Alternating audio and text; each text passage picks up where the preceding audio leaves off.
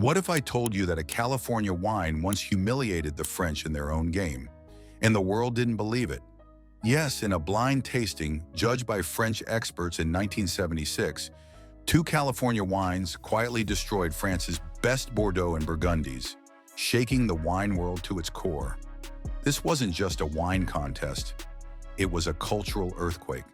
The story of American wine is more than just grapes and glass. It's a tale of defiance, forgotten vineyards, scientific breakthroughs, and an underdog victory that shocked the world. So how did a country known for soda and fast food end up producing some of the most coveted wines in the world? Let's uncork the secrets of American wine, from native grapes and prohibition disasters to cult Napa legends and the rise of sustainable, rebellious vineyards. In today's video, we're diving into the rich and surprising history of wine in the United States. From early missionary vineyards to global fame, we'll uncover how the U.S. went from wine wilderness to one of the top 4 producers on the planet. If you love wine, history, or just a good old comeback story, this one's for you. The roots of American wine, pre-19th century. Long before Napa was on the map, wild grapes blanketed the American landscape. Native grape varieties like Vitis labrusca, especially Concord, were everywhere. But here's the twist. While abundant, these grapes had a foxy flavor, musky and odd, that Europeans found totally unsuitable for fine wine. Then came the Spanish missionaries. In the late 1700s, they began planting what became known as the mission grape, originally Listan Prieto, in California to make sacramental wine. These weren't wine snobs. They just needed something to bless at Mass. Fast forward to the 19th century, and things started fermenting, literally. European immigrants, particularly Germans in places like Missouri and Ohio, brought their beloved Vitis vinifera, noble grapes like Riesling and Catawba, and began cultivating them in earnest. Missouri even had the country's first wine school. Meanwhile, in California's Napa and Sonoma valleys, early pioneers began planting vineyards in the mid-1800s, unknowingly laying the groundwork for future wine royalty.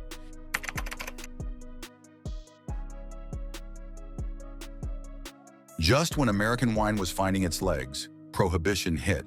From 1920 to 1933, the United States banned the production and sale of alcohol. Over 90% of wineries shut their doors. Imagine Napa Valley turned ghost town. Vineyards were ripped up and centuries of knowledge were lost.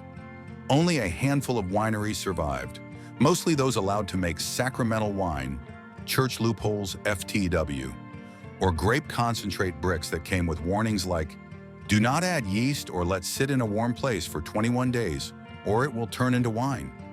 America's wine identity was nearly erased.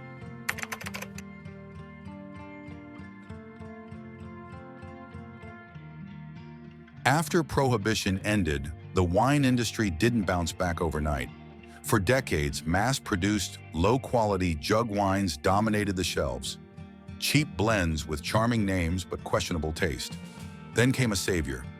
Andrei Chelyshev, a Russian-born winemaker who joined Beaulieu Vineyard in Napa. He introduced modern techniques, temperature-controlled fermentation, French oak aging, and a focus on hygiene that revolutionized American wine. He mentored a generation of winemakers who would soon change the world's perception of U.S. wine forever. Here's where things get cinematic. In 1976, a British wine merchant named Stephen Spurrier held a blind tasting in Paris. French judges tasted top Bordeaux and Burgundy wines, next to California wines from little-known producers like Chateau Montelena and Stag's Leap wine cellars. The result? California won, and the French were furious. Stag's Leap's Cabernet beat Bordeaux. Montelena's Chardonnay outclassed white Burgundy. The world gasped. Overnight, American wine gained international respect. The judgment of Paris wasn't just a win, it was a cultural earthquake. It proved that world-class wine didn't need a French passport.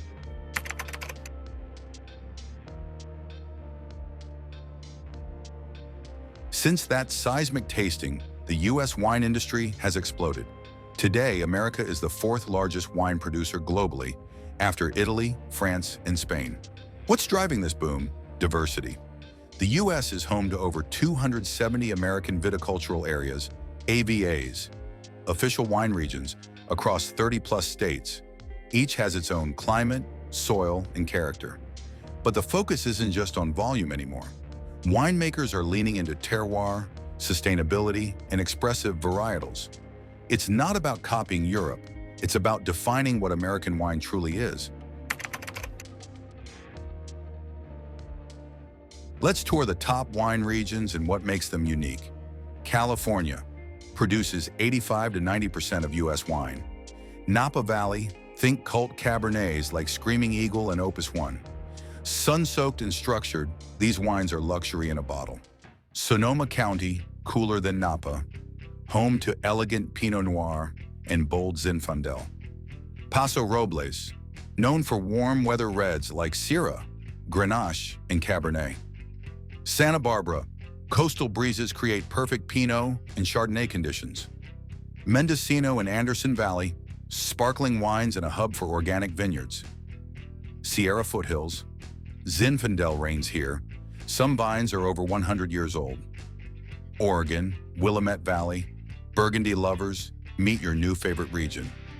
Its Pinot Noir is world-class. Think finesse over power with a growing focus on sustainability. Washington State, Columbia Valley, known for high diurnal range, hot days, cool nights, which creates bold yet balanced wines, especially Riesling, Syrah, and Merlot. New York, Finger Lakes, a Riesling paradise, cool climate and slate-rich soils produce crisp, aromatic whites. Long Island, more Bordeaux-like. Expect Merlot and Cabernet Franc with East Coast flair. Virginia, one of America's oldest wine regions. Thomas Jefferson tried and failed to make wine here. Now it thrives with Viognier, Petit Verdot, and others. Other emerging regions: Texas, Michigan, Missouri, Colorado. These states are experimenting with heat-tolerant and hybrid grapes as climate change pushes boundaries. Grapes of the New World. America grows a mix of European classics, native varieties, and hybrids. The U.S. wine scene boasts a wide range of grapes, from world-famous classics to local treasures. Among reds, Cabernet Sauvignon reigns supreme in Napa, offering bold and structured wines. Merlot brings a softer, fruit-forward touch, while Pinot Noir, especially from Oregon, is prized for its elegance and earthy notes. Zinfandel, often called America's heritage grape, delivers big, spicy flavors, and Syrah adds a bold, peppery punch. Supporting reds like Petit Verdot and Cabernet Franc are increasingly earning solo attention for their complexity. In whites, Chardonnay leads the way, oaky and rich in Napa, crisp and clean in cooler regions like Sonoma and Oregon. Sauvignon Blanc follows with its zesty brightness, and Riesling shines from the Finger Lakes with delicate sweetness and floral aromas. Niche varieties like Viognier, Gewürztraminer, and Chenin Blanc are quietly gaining fans with their aromatic charm. The U.S. also embraces native and hybrid grapes. Concord and Scuppernong offer juicy, nostalgic sweetness, often used in jams or dessert wines. Meanwhile, hybrids like Vidal Blanc, Chambourcin, and Traminette thrive in cooler, humid areas like New York and Virginia, proving essential for local wine industries. Famous bottles and iconic names. Want to impress your wine friends? Drop these names. The U.S. is home to some legendary wines and iconic producers. Screaming Eagle leads the pack with cult-status Cabernet that can fetch thousands per bottle. Opus One, a prestigious collaboration between Mondavi and Rothschild, represents luxury and legacy. Chateau Montelena's Chardonnay famously stunned judges in Paris, while Stag's Leap wine cellars Cabernet humbled Bordeaux. Ultra-premium labels like Harlan Estate, Colgan, and Scarecrow define Napa's elite. In the Russian River Valley, William Sellium pioneered top-tier Pinot Noir. And in New York, Dr. Constantine Frank revolutionized the region, putting the Finger Lakes on the global wine map. How the U.S. makes wine. Winemaking in the U.S. blends bold innovation with deep respect for tradition. In warm regions like Napa, winemakers craft rich, fruit-forward reds, while cooler areas like Oregon and the Finger Lakes focus on light, elegant, and balanced styles. Sparkling wines thrive in places like Anderson Valley, and Carneros, and dessert wines like late-harvest Rieslings and Port-style Zinfandels add a sweet touch. Oregon also leads the natural wine movement, favoring minimal intervention. Modern wineries often use advanced techniques like reverse osmosis alongside a strong commitment to sustainability, embracing organic farming, solar energy, and terroir-focused practices. Many top producers prefer estate bottling, maintaining full control from vineyard to bottle to ensure quality and authenticity. Understanding labels. Unlike France's strict AOC system, the U.S. uses American Viticultural Areas, AVAs, to define wine regions. But these don't rank quality, just geography. To use an AVA name, at least 85% of the grapes must come from that region. For a vintage label, 95% of the grapes must be from that year, and 75% must be of the named grape variety, or 90% in Oregon. Label terms can be tricky. Estate bottled means total control. Grapes grown and wine made by the same producer in one AVA. Reserve sounds premium, but has no legal meaning. For the eco-conscious, organic wine is USDA certified with no added sulfites, while made with organic grapes allows sulfites but still meets organic growing standards. What's next for American wine? The U.S. wine industry is evolving rapidly, driven by changing tastes and global challenges. One major trend is premiumization.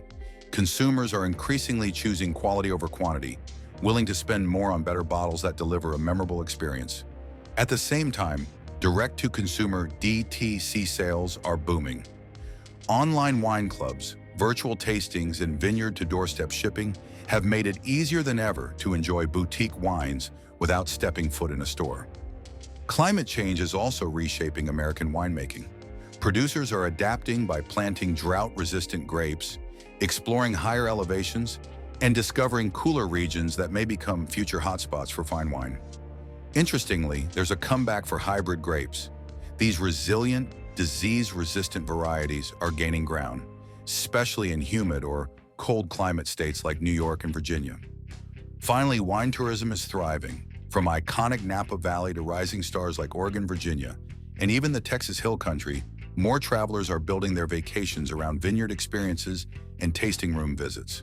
So the next time you sip a glass of American wine, remember it's not just fermented grapes.